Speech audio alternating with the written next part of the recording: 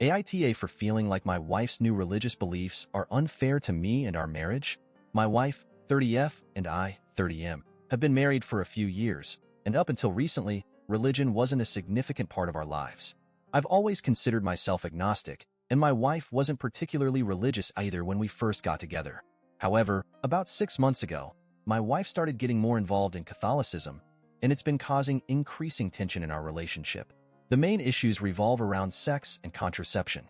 Because we're not married in the church, she now believes that we shouldn't be having sex, even though we're legally married.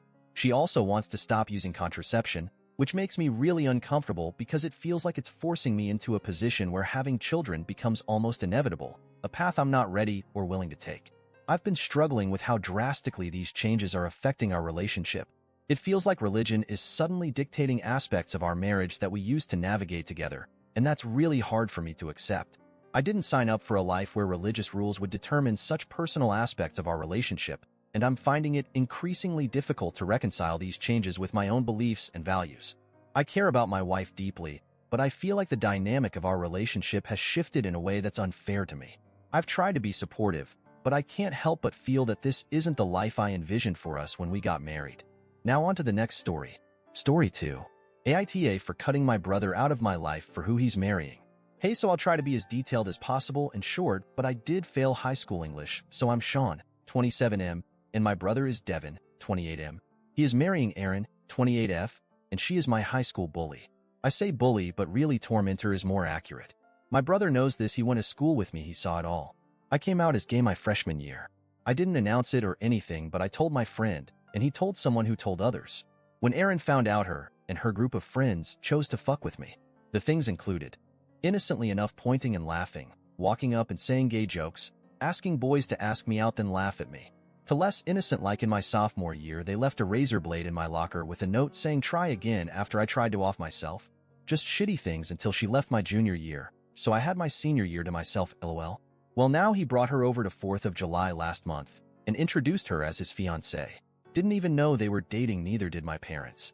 They know what she did, and they were surprised at first but decided she must have changed and told me to give her a chance. I was pissed off and distant the rest of the day.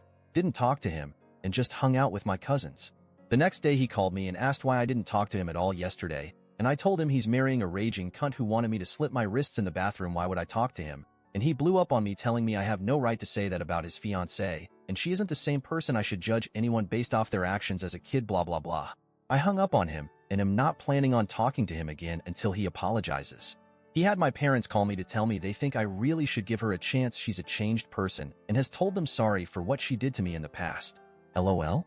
I didn't get that apology. Who the fuck cares if she says sorry to them? I sure as fuck don't. I told them until she's begging me to give her a chance for forgiveness, they can fuck off with my brother. Well, now as of an hour ago, Erin messaged me a very heartfelt and sweet message which I will copy and paste here. Hey Sean, this is Erin. I'm sorry about my actions in high school, but honestly it was a decade ago. I don't know why you care anymore. The things you do as kids don't accurately reflect on who you are as a person, and I doubt you're the same person as you were back then. The fact that you're judging me and not even letting me be happy with your brother when we announce a very serious and joyful thing is honestly very disappointing. I figured you would have grown up and not acted like a child about this. Well, smiley face. I fucking hate her, bro, holy shit. So I replied, hey cunt, glad to hear from you.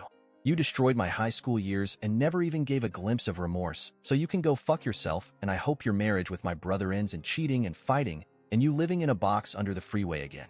So now I'm done with my brother and just the entire situation. Am I in the wrong for dropping him out of my life and not moving on?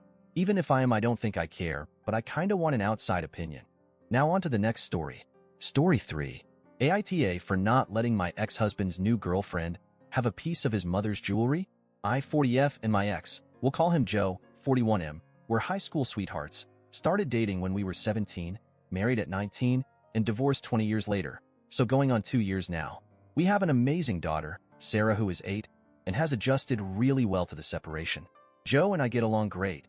The divorce was amicable and we're still good friends.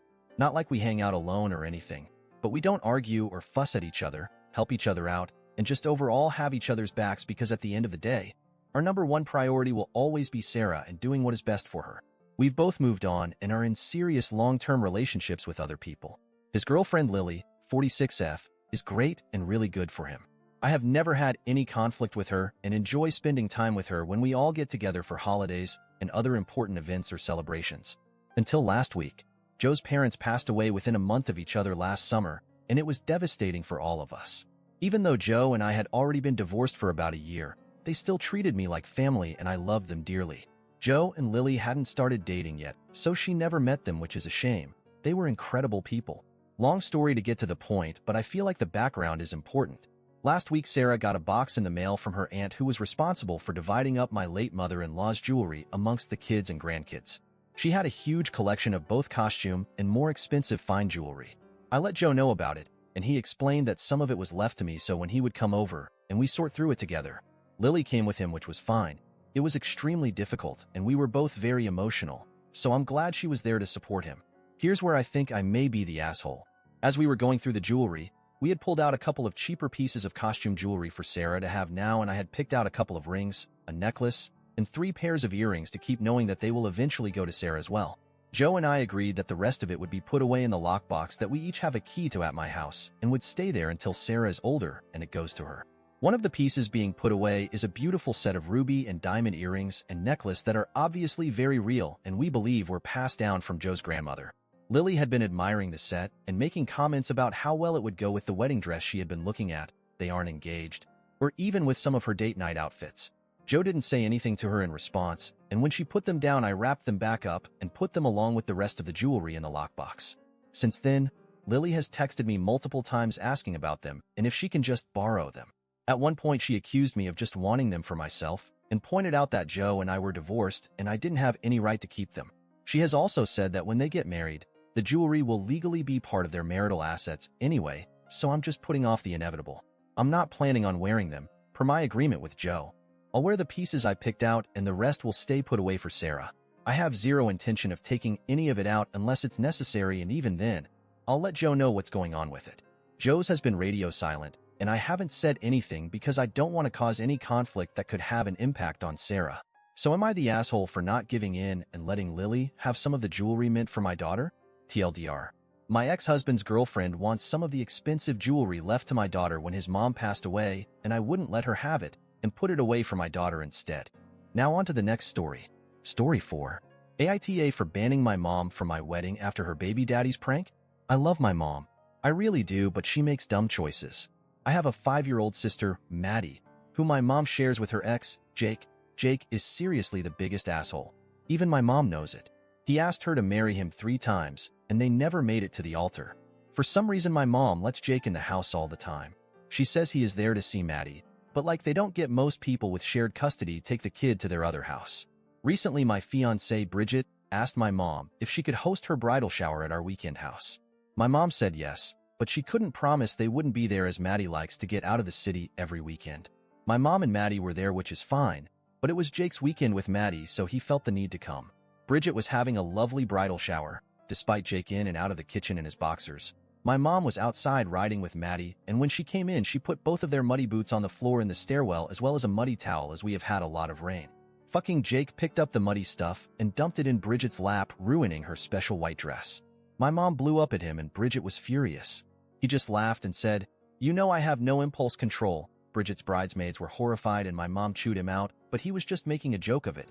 "You want to go upstairs and discipline me? You're sexy when you're angry." He later admitted he did it because my mom had told him that morning something Bridget said about her years ago that she was still mad about.